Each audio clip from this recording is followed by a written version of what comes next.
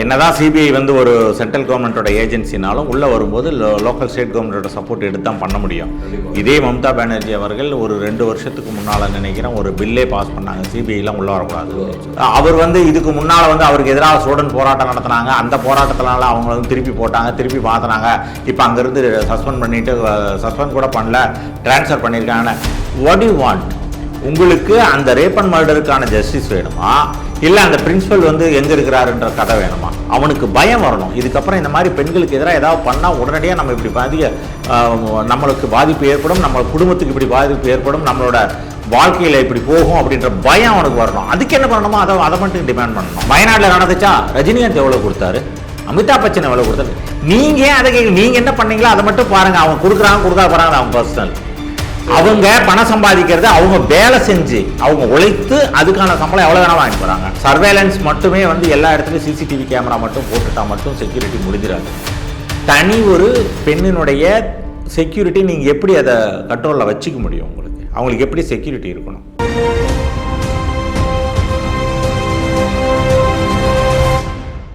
உலகெங்கும் இருக்கும் மூன்றும் சேனல் நேயர்களுக்கு வணக்கம். இன்னைக்கு உலகத்தையே திருப்பி போட்டிருக்க டாக்டர் மௌமிதா அவர்களுடைய கொலை வழக்கை பற்றி வெவ்வேறு இடத்துல வெவ்வேறு சந்தேகங்கள் எழுந்தாலும் மக்களுக்கு ஒரு தெளிவான புரிதலுக்காக நம்ம ஸ்டுடியோவுக்கு பிரத்யேகமாக வந்து இந்த விஷயத்தை பற்றி அலசுவதற்காகவும் தெளிவான விளக்கத்திற்காகவும் நம்ம ஸ்டுடியோவுக்கு வந்துட்டார் Jio artist and political analyst mister Senthil அவர்கள். சார் வணக்கம். வணக்கம் சார். சார், நம்ம எல்லாருக்கும் தெரிஞ்ச விஷயம் டாக்டர் மௌமிதாவோட கோரமான ஒரு கொலை. இதை பற்றி வெவ்வேறு இடத்துல வெவ்வேறு விதமாக பேசப்பட்டாலும் ஒரு அந்த சஞ்சய் என்ற ஒரு நபர் செய்த அந்த கொலையை வெவ்வேறு சேனல்களிலும் வெவ்வேறு சமூக ஊடகங்களிலும் வெவ்வேறு விதமாக பேசப்பட்டாலும் கொலை என்பது நிரூபணமாகிவிட்டது. ஆனால் இது தொடர்ச்சியாக நடந்து கொண்டிருப்பதற்கு நாம் எவ்வாறு இதை சரி செய்யலாம்? இதற்கான வழிவகை ஏதாவது உண்டா? எந்த ஒரு மாநிலத்திலும் சரி, நாட்டிலும் சரி, ஆட்சியாளர்கள் ஸ்ட்ராங்காக இல்லை அப்படின்ற மாதிரி ஒரு விஷயம் வந்தாலும், சட்டம் நம்மை தண்டிக்காது அப்படின்ற மாதிரி ஒரு சிந்தனை வந்தாலும் தான் இந்த மாதிரியான வன்புணர்வு கொலைகள், இந்த மாதிரியானது ஒரு ப்ரூட்டல் மர்டர்ஸ் அப்படின்றதெல்லாம் நடக்கும். எப்போ வந்து பனிஷ்மெண்ட் உடனடியாக இருக்கும், உடனே இதுக்கு ஆக்ட் பண்ணுவாங்க, எந்த விதமான அரசியல் காழ்ப்புணர்ச்சி இல்லாமல் பண்ணுவாங்கன்னு தெரிஞ்சதுன்னா குற்றவாளி வந்து தன்னோட குற்றத்தை நிறைவேற்றதுக்கு முன்னால் ஒரு நிமிஷம் யோசிப்பாங்க. உங்களுக்கு மேற்கு வங்கத்தை பொறுத்த வரைக்கும் அந்த மாதிரி சூழ்நிலை இருக்கிற மாதிரி நமக்கு தெரியல. ஏன்னா இதுக்கு முன்னால் நடந்த பல்வேறு காலகட்டங்களில் பெண்கள் கொலை செய்யப்பட்டது, பெண்களை கண்டினியூஸாக வந்து அவங்கள ரேப் பண்ணது, இது எல்லாமே நம்ம அந்த அரசியல் கட்சியினுடைய தமிழ் டிஎம்சியோட கட்சி தலைவர்கள் வந்து இதுக்கு முன்னால் அது ஒரு பெரிய பிரச்சனை வந்துச்சு. பெண்களை வந்து மிரட்டி அவங்கள வந்து வன்புணர்வு பண்ணிகிட்டு இருந்திருக்கிறாங்க அப்படின்னு சொல்லிட்டு. அப்போ இருந்த நம்மளோட சிஎம், அங்கே இருந்த சிஎம் மம்தா பானர்ஜி அவங்க அப்போ வந்து அதை டிஃபெண்ட் பண்ணாங்களே தவிர அவங்க வந்து ஒரு ஆக்ஷன் எடுக்கலை. ஒரு பெண்களுக்கு எதிரான ஒரு குற்றம் இது, அதை வந்து நம்ம ஒரு கண்ட்ரோலுக்குள்ளே கொண்டு வரணுன்ற மாதிரி அவங்க எடுக்கலை.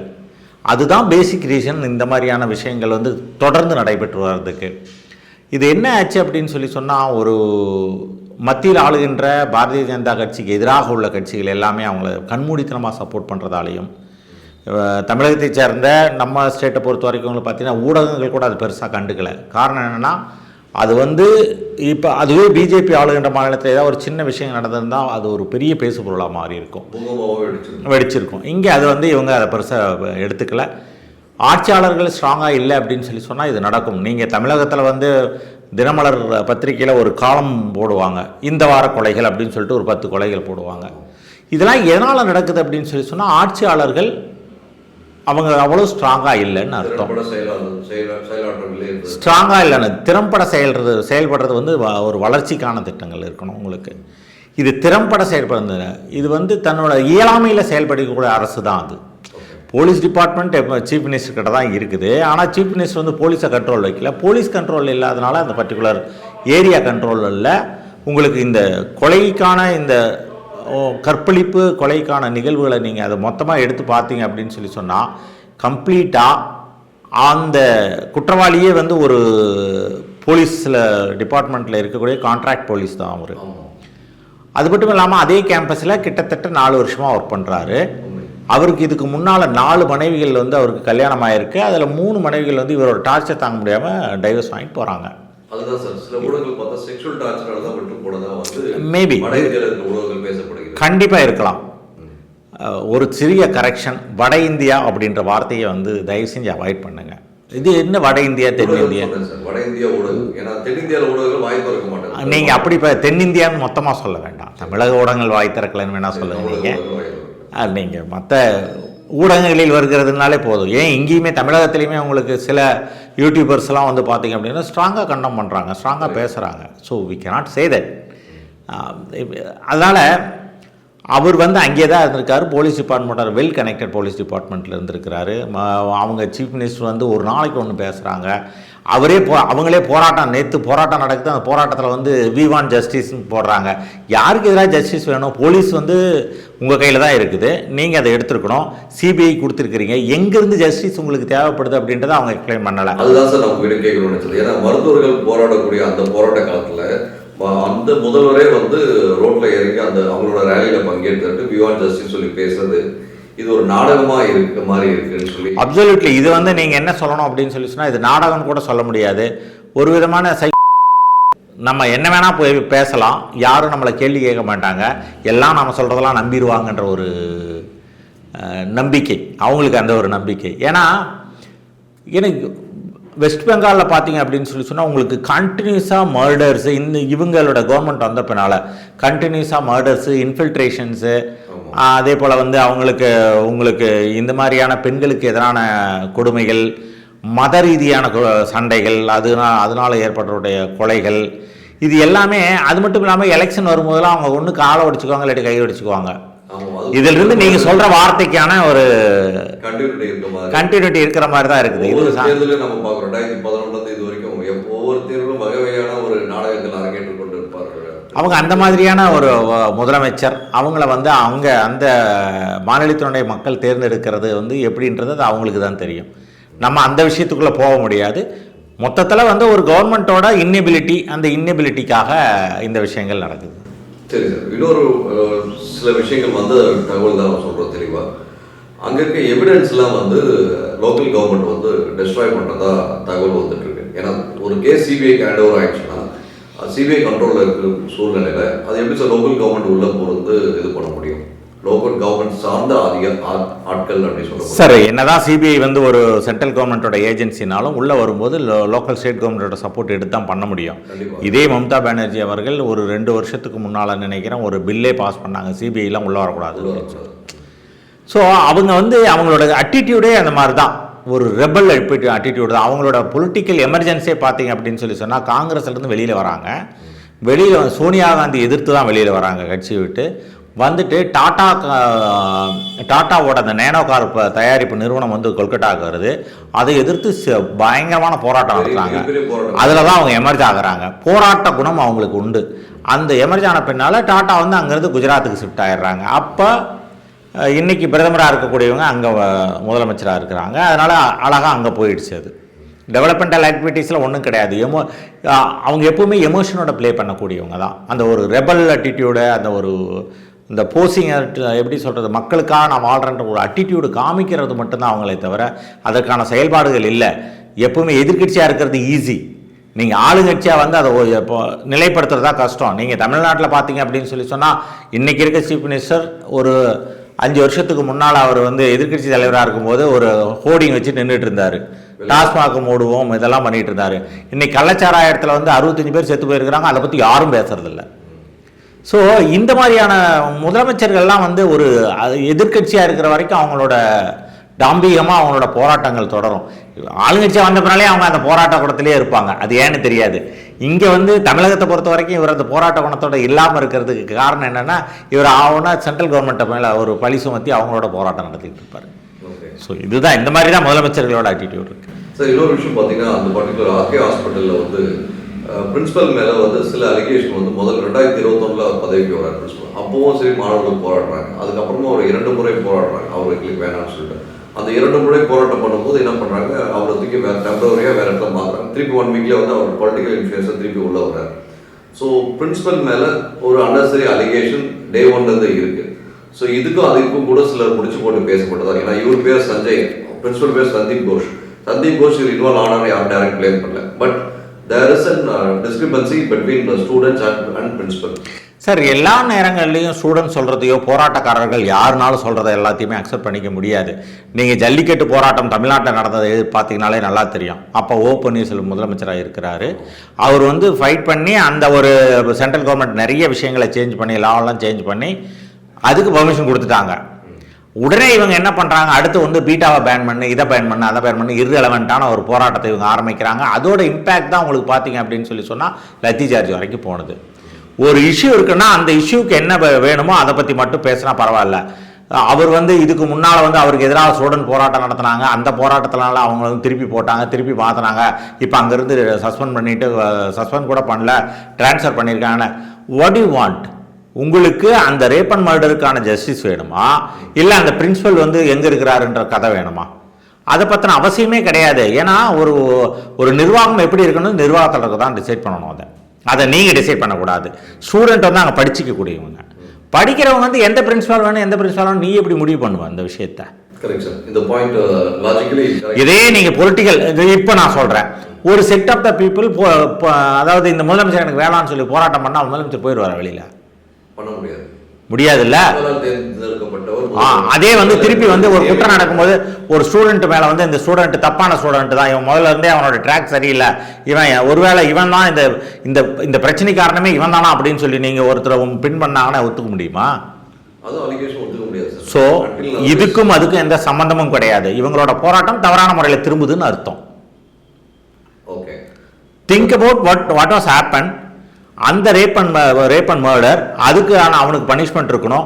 இதுக்கு மேலே இந்த மாதிரி நடக்காததுக்கான ஒரு சரியான சட்டம் வேணும். பனிஷ்மெண்ட் உடனே கிடைக்கணும். அவனுக்கு பயம் வரணும். இதுக்கப்புறம் இந்த மாதிரி பெண்களுக்கு எதிராக ஏதாவது பண்ணால் உடனடியாக நம்ம இப்படி நம்மளுக்கு பாதிப்பு ஏற்படும், நம்ம குடும்பத்துக்கு இப்படி பாதிப்பு ஏற்படும், நம்மளோட வாழ்க்கையில் இப்படி போகும் அப்படின்ற பயம் அவனுக்கு வரணும். அதுக்கு என்ன பண்ணணுமோ அதை மட்டும் டிமாண்ட் பண்ணணும். அதை பற்றி பேசலாம். உங்களுக்கு பிடிக்காத விஷயத்தை ஒன்று அங்கே பேசிகிட்டு இருக்க முடியுமா? ஓகே, அப்போனா நீங்கள் இவ்வளோ தூரம் வந்து அந்த இவங்க அவரை பிரின்ஸிபலை ரிசைன் பண்ணணும், அவரை டிஸ்மிஸ் பண்ணணும்னு நீங்கள் சொல்கிறீங்க. ஏன் நீங்கள் அப்படியே சொல்லுங்களேன். நான் திருப்பி கேட்குறேன், ஒரு பெண்களுக்கு எதிரான வன்முறை அங்கே நடந்துச்சு. அரசியல்வாதிகள் வந்து அந்த பெண்களை வந்து அவங்கள கண்டினியூஸாக செக்ஸ் டார்ச்சர் கொடுத்துக்கிட்டு இருந்தாங்க. இதுவும் ஒரு 6 மாதத்துக்கு மேலே வந்தது தானே. அப்போ அந்த கவர்மெண்ட்டை டிஸ்மிஸ் பண்ணலாம்ல. ரிசைன் பண்ணிட்டு போங்கன்னு சொல்லுங்கள். ஏன் அதை சொல்ல மாட்டேன்றீங்க? சும்மா ஏதாவது பேசுன்றதுக்காக போராட்டக்காரர்கள் வந்து போராட்டக்காரர்களாக மட்டும் இருக்கணும்னா கோரிக்கைகள் மாறிக்கிட்டே இருக்கக்கூடாது. Right sir. இப்போ இதே போராட்டக்காரர்கள் வலியுறுத்த ஒரு விஷயம், அந்த மருத்துவமனையில் போதுமான அளவுக்கு சிசிடிவி செயலில் இல்லை. செயலில் இல்லாததோட எஃபெக்ட் தான் இந்த மாதிரி ஒரு ப்ரூட்டல் மர்டர். ஏன்னா அவன் 4 மணி பார்க்க சார், அதெல்லாம் வந்து இட் ஹேஸ் டு பி அதை வந்து என்ன, அதை இன்வெஸ்டிகேட் பண்ணணும், அதை கண்டுபிடிக்கணும். இதில் வந்து அதை சிசிடிவி வந்து உண்மையிலேயே ஒர்க் ஆகலையா, இல்லை பர்பஸ்ஃபுல்லாக பண்ணியிருக்காங்களா அப்படின்னா இந்த ரேப் அண்ட் மர்டருக்கு அவங்களுக்கும் தூண்டுதலுக்கு அவங்களும் சம்மந்தப்பட்டிருக்காங்கன்னு அர்த்தம். அப்போ இது சஞ்சய் டோஸ் சிசிடிவி டீம் மொத்தமாக டிஸ்ட்ராய் பண்ணிட்டு உள்ள போயிருக்கோம். இல்லை, இவர் டிஸ்ட்ராய் பண்ணிட்டு போயிருக்கலாம், அல்லது வந்து இவர் வந்து அந்த சர்வேலன்ஸில் இருக்கக்கூடியவங்ககிட்ட இதை ஆஃப் பண்ணிடு அப்படின்னு சொல்லிட்டு போயிருக்கலாம், அதை சப்போர்ட் பண்ணியிருக்கலாம், என்ன வேணால் நடந்திருக்கலாம். இதை வந்து இன்வெஸ்டிகேட் பண்ணுறது சிபிஐயோட வேலை. அவங்க இன்வெஸ்டிகேட் பண்ணட்டும், பண்ணிவிட்டு let them find out the truth வெளியில் வரட்டும். சார், உங்களுக்கு தெரிஞ்சிருக்கும், ஒரு நீட் எக்ஸாம் பாஸ் பண்ணுறது எவ்வளோ பெரிய ஒரு கடினமான விஷயமா இருக்குது இந்த காலகட்டத்தில். இந்த பர்டிகுலர் மருத்துவர் அவர்கள் யூஜிலையும் சரி பிஜிலையும் நீட்டு பாஸ் பண்ணி இன்னைக்கு பிஜியில் படிச்சுட்டு இருக்க நேரத்தில் இந்த தருவாயில் அவங்களோட பெற்றோரோட மனநிலை, குடும்பத்தோட மனநிலை, சமூகத்தோட மனநிலை, சொந்தக்காரோட மனநிலை எப்படி இருந்திருக்கும் சார்? தான் வீட்டை சார்ந்த, தான் சொந்தத்தை சார்ந்த இந்த பெண் மருத்துவராய் பெரிய அளவில் வருவா அப்படின்ற பட்சத்தில் அரசு நிவாரணத் தொகைன்னு ஒன்று அறிவிக்கிறாங்க. அந்த அறிவிப்பை வந்து அவங்க அந்த சார் நிவாரண சதவீதத்தை ஹம்பக் சார். உங்களுக்கு கள்ளச்சாராயம் குடிச்சு செத்து போனவங்களுக்கு 10 லட்ச ரூபா அனௌன்ஸ் சொல்றாங்க நம்ம தமிழ்நாடு கவர்மெண்ட்ல. அந்த இப்ப அவங்க இறந்து மக்களுக்கு கேட்க கூட துப்புலவான நிலைமை தான் சார் தமிழ்நாட்டில். அது தமிழ்நாடை பொறுத்த வரைக்கும். இப்போ ஆனால் அந்த இடத்துல இருக்க அந்த பேரண்ட் வந்து எனக்கு நிவாரண தொகையில எதுவும் வேண்டாம், நீதி வேணும்னு சொல்லி ஸ்ட்ராங்காக நிற்கிறார். ஸோ அவரோட பாயிண்ட் ஸ்ட்ராங்காக இருக்கு. Right sir. But at same time Mamata அவர்கள் ஒரு ஸ்டேட்மெண்ட் வைக்கிறாங்க, அந்த ஹாஸ்பிட்டல் அடிச்சு நொறுக்கிறதுக்கு முக்கிய காரணம் பிஜேபியும் டிஒய்எஃப்ஐயும் கம்யூனிஸ்டும் இருக்கலாம். அதை நீங்க மறுக்கவே முடியாது. எதிர்கட்சிகள் என்ன பண்ணுவாங்க, அவியலா பண்ணுவாங்கன்னு நம்ம நாட்டிலே தான் கேட்டிருக்கிறாங்க ஏற்கனவே. இப்போ சட்டம் கையில் எடுக்கிறாங்களா? சட்டம் கையில் எடுக்கிறாங்கன்னு சொல்லல. போராட்டம் அப்படிங்கும்போது அது போராட்டம் தான். பிஜேபி இன்ஸ்டிகேட் பண்ணியிருக்க வாய்ப்பு இருக்குது. அதுக்கு நீங்கள் ஆக்ஷன் எடுக்கலாம். ஏன்னா பப்ளிக் ப்ராப்பர்ட்டி டெஸ்ட்ராய் பண்ணுறதுக்கு யாருக்கும் ரைட்ஸ் கிடையாது. இப்போ அவங்க பண்ணாங்கன்னா அதே நேரத்தில் குற்றவாளிகள் மேலேயும் உங்கள் அரசாங்கத்தினுடைய பிரச்சனைகளும் நீங்கள் பார்க்க வேணும். அதை பார்க்கலன்னா இது கண்டினியூ ஆகிட்டு தான் இருக்கும். இதில் இன்னொரு விஷயம் பார்க்க வேண்டியது, ஒரு பர்டிகுலர் நபர் வந்து ட்வீட் போட்டிருக்காரு, சமூகத்தில் எப்போதும் பேசக்கூடிய சில முக்கிய அரசியல்வாதிகளும் சில முக்கிய திரையில் இருக்கக்கூடிய நடிகைகளும். சார் நீங்க ஏன் சார் திரையில இருக்கவங்களுக்குலாம் இம்பார்ட்டன்ஸ் கொடுக்குறீங்க? தயவு செஞ்சு இம்பார்ட்டன்ஸ் கொடுக்காதீங்க. அவங்களெல்லாம் இல்ல சார் ஒரு பின்னாடி ஒரு பெரிய சமூகம் சுத்திட்டு இருக்கு இல்லையா? இல்ல அதுதான் நீங்க வெட்ட வெளிச்சமா சில கருத்து. அதுக்கு தான் சார் கிளாரிபிகேஷன் என்ன அப்படின்னு சொன்னா, முதல்ல ஆன் ஸ்கிரீன் ஆஃப் ஸ்கிரீன் பாருங்க. படத்தை என்டர்டைன்மெண்ட் அவ்வளவுதான். அது என்டர்டைன்மெண்ட்டா பார்த்துட்டு விட்டுட்டு போயிடணும். அவங்க சொல்லல அவங்க பண்ணலான்ற கவலைலாம் இருக்கக்கூடாது. தமிழ்நாட்டில் தான் இந்த கவலை நிறைய இருக்குது. ஏன்னா நீங்க எப்பவுமே வந்து இந்திய நாடு முழுக்க சினிமான்ற மோகம் தலைவிரிச்சு ஆடுறதால தான் பொதுமக்கள் இல்ல சார் போய் நாட்கள் வேஸ்ட் பண்ணிருக்காங்க. உலகம் முழுக்கவே ஒரு பாப்புலாரிட்டி வர்றதுக்கு என்ன வழி இருக்கோ அது வந்து ஃபெமிலியர் ஃபேஸாக தான் அரசியலுக்கு வர முடியும். ஸோ ஃபெமிலியர் ஃபேஸ்ன்றது அது ஒரு மீடியமாக எடுத்துக்கிறாங்க. அது தப்புன்னு சொல்ல முடியாது. ஆனால் நீங்கள் ஒவ்வொரு விஷயத்தையும் அவங்க என்ன சொன்னாங்க, அவங்க என்ன செஞ்சாங்க, நான் நிறைய விஷயத்தில் பார்த்துருக்குறேன். வயநாட்டில் நடந்துச்சா ரஜினிகாந்த் எவ்வளோ கொடுத்தாரு, அமிதாப் பச்சன் எவ்வளோ கொடுத்தாரு. நீங்கள் அதை நீங்கள் என்ன பண்ணீங்களோ அதை மட்டும் பாருங்கள். அவங்க கொடுக்குறாங்க போகிறாங்க, அவங்க பர்சனல். அவங்க பணம் சம்பாதிக்கிறது அவங்க வேலை செஞ்சு அவங்க உழைத்து அதுக்கான சம்பளம் எவ்வளோ வேணாலும் வாங்கி போகிறாங்க. டிமாண்ட் இருக்குது, சப்ளை இருக்குது. சார் இது என்னன்னா adding the point you have on your thoughts மாதிரி முக்கியமாக ஐஎன்டிஏ கூட்டணி ஆளுகின்ற மாநிலங்களில் எது நடந்தாலும் வந்து இது போன்ற சமூக ஆர்வலர் அப்புறம் அரசியல் இருக்க முக்கிய பிரமுகர்கள் வந்து கருத்து தெரிவிக்க மாட்டாங்க. இதே பிஜேபி ஆளுகின்ற எந்த மாநிலமா இருந்தாலும் சார் அததான் சார் இதெல்லாம் இவ்வளவு தூரம் ஸ்ட்ரெச் பண்ண வேண்டியதே இல்லை இதெல்லாம் ஸ்ட்ரெச் பண்ண வேண்டியதே கிடையாது. இது opposition party, they will work ஆப்போசிஷன்ல. நீங்க என்ன தப்பு பண்ணாலும் அவங்க தப்பை சுட்டி காட்டுவாங்க, அவங்க தப்பை அவங்க பண்ண மாட்டாங்க. இது நார்மல் தான், நார்மல் பாலிடிக்ஸ் சொல்ல வரீங்க. ஆமாம் ரைட் சார்.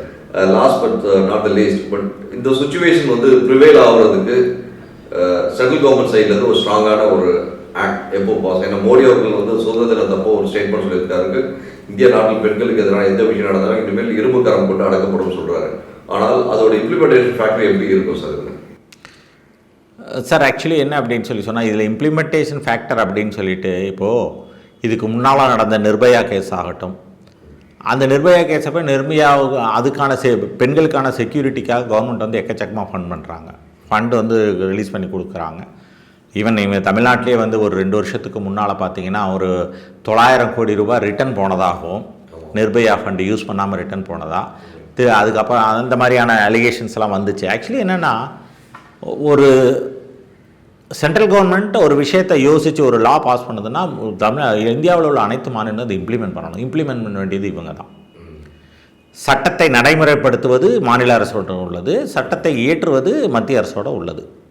ஒவ்வொரு சப்ஜெக்ட்டுக்கும் ஒரு மாதிரி இருக்கும்.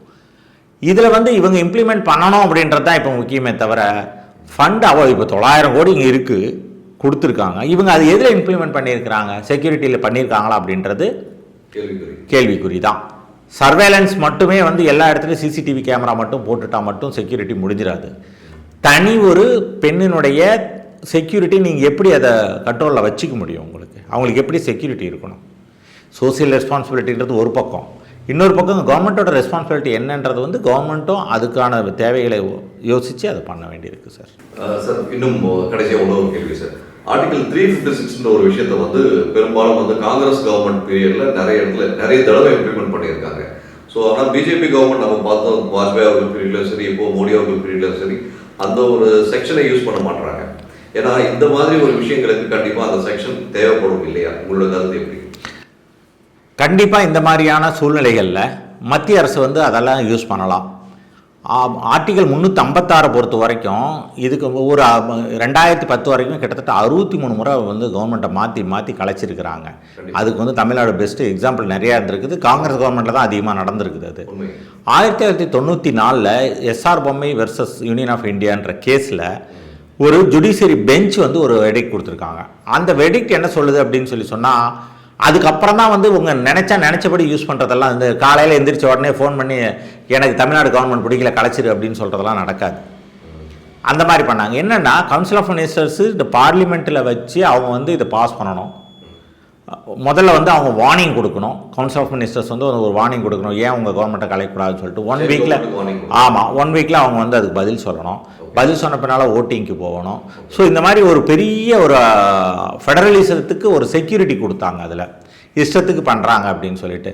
ஆனால் நம்மளுடைய இன்றைக்கி இருக்கக்கூடிய மத்திய அரசாங்கம், இதுக்கு முன்னால் இருந்த மத்திய அரசாங்கம் ரெண்டுமே பார்த்தீங்க அப்படின்னா பிஜேபி கவர்மெண்ட்டில் பார்த்தீங்க அப்படின்னு சொன்னால், I think they are giving more value on constitution and the federalism. Value சொல்றது லிபரேஷன் சொல்லலாமா சார்? லிபரேஷன்றது வேற, வேல்யூ தான் சொல்லணும். இதுக்கு மரியாதை கொடுக்குறாங்கன்னு தான் சொல்ல முடியுமே தவிர ஃப்ரீடம் கொடுக்குறாங்களா அப்படியே நீ என்ன வேணா பண்ணிக்கலாம் அவங்க லிபரல் பண்ணலை, லிபரலாக இல்லை அந்த விஷயத்தில். அப்படி நீங்கள் சொல்கிறதுனால இப்போ நம்ம கள்ளக்குறிச்சி இன்சிடென்ட் பற்றி நீங்கள் ஹைலைட் பண்ணி பேசுனீங்க. ஒரு 66 உயிர் என்பது ஏற்றுக்கொள்ளும்படியாக இல்லை. ஒரு கொள்கை உள்ள ஒரு மாநில அரசு வந்து இந்த மாதிரி ஒரு நேர்ந்துச்சுன்னா உடனடியாக வந்து இரும்பு கடன் மட்டும் அடக்கியிருக்கணும், இல்லை மதுபான கொள்கை உடனே கொண்டு வந்துடணும். அப்படி இருக்கும்போது மாநில அரசு தவறும் பட்சத்தில் அனைத்து எதிர்கட்சிகளும் ஒன்றிணைந்து இதை வந்து சென்ட்ரல் கவர்மெண்ட்டில் சொன்னால் 350 இம்ப்ளிமெண்ட் பண்ணிருக்கலாங்க சார்? இல்லை சார், அது பண்ண மாட்டாங்க, பண்ண முடியவும் முடியாது. ரீசன் என்னென்னா, அதான் சொன்னேன் இல்லைங்களா, அந்த கேஸுக்கு அப்புறம் வந்து திங்ஸ் நிறைய மாறிடுச்சு. ஆனால் என்ன பண்ணலாம் அப்படின்னு சொன்னால், ஆர்டிக்கிள் 356க்கு பதிலாக 365 இம்ப்ளிமெண்ட் பண்ண ட்ரை பண்ணலாம். எனக்கு அந்த விஷயத்தை பொறுத்த வரைக்கும் சென்ட்ரல் கவர்மெண்ட் ஏன் அதை வந்து பண்ணாமல் வச்சிருக்கிறாங்க அப்படின்றது எனக்கு தெரியாது. அது என்ன சொல்லுது அப்படின்னா, ஒரு ஆர்டர் நீங்கள் போட்டிங்கன்னா அந்த ஆர்டர் இம்ப்ளிமெண்ட் பண்ணுறதுக்கு நீ இம்ப்ளிமெண்ட் பண்ணு, இல்லாட்டி நாங்களும் ஆள் அனுப்பி இம்ப்ளிமெண்ட் பண்ணுன்றதுக்கான ஒரு அதிகாரம் உள்ள ஒரு ஷரத்து அது. கோவிடில் 2020 கோவிட் வந்தபோது லாக்டவுனுக்கு வந்து சென்ட்ரல் கவர்மெண்ட்டோட ஆர்டர் தான் ஒர்க் பண்ண வச்சுது இங்கே. அது வந்து ஆர்டிக்கல் 365 யூஸ் பண்ணது. நன்றி சார், தங்கள் வருகைக்கும் கருத்து பதிவுக்கும் மிக்க நன்றி சார். நன்றி சார்.